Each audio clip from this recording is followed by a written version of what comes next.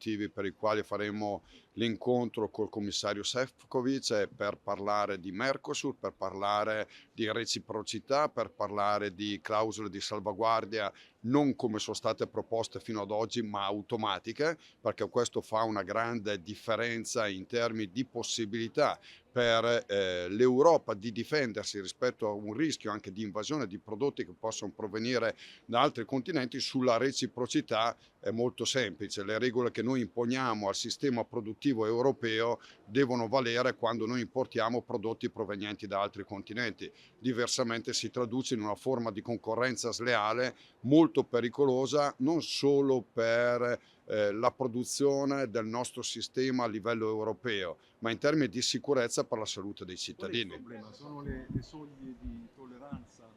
per le sostanze proibite in Europa il problema? Il problema è che secondo noi le soglie non ci dovrebbero essere, quindi se c'è una regola, ripeto, che riguarda un sistema produttivo, anche non solo nella soglia, ma sull'utilizzo di agrofarmaci in questo caso, che in Europa sono vietati da 30-40 anni, perché più volte si è ribadito che erano rischiosi per la salute umana, beh, si fa fatica a capire il perché noi dovremmo importare dei prodotti che sono stati sottoposti all'utilizzo di questi principi fitosanitari, ripeto, vietati nel contesto europeo. A questo aggiungo che c'è anche una questione di utilizzo di antibiotici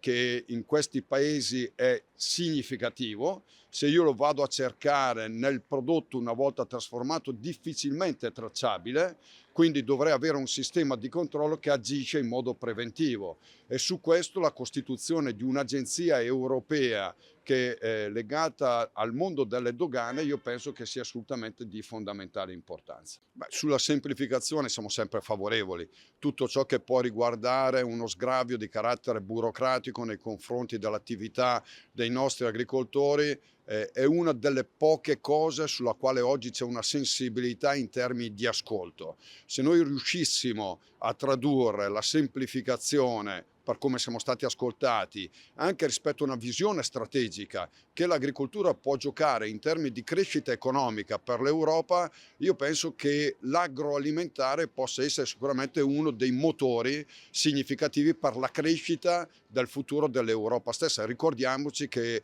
le esportazioni di agroalimentare oggi sono la prima voce per importanza rispetto a tutto ciò che in Europa viene prodotto in termini di scambi commerciali con altri paesi a livello globale.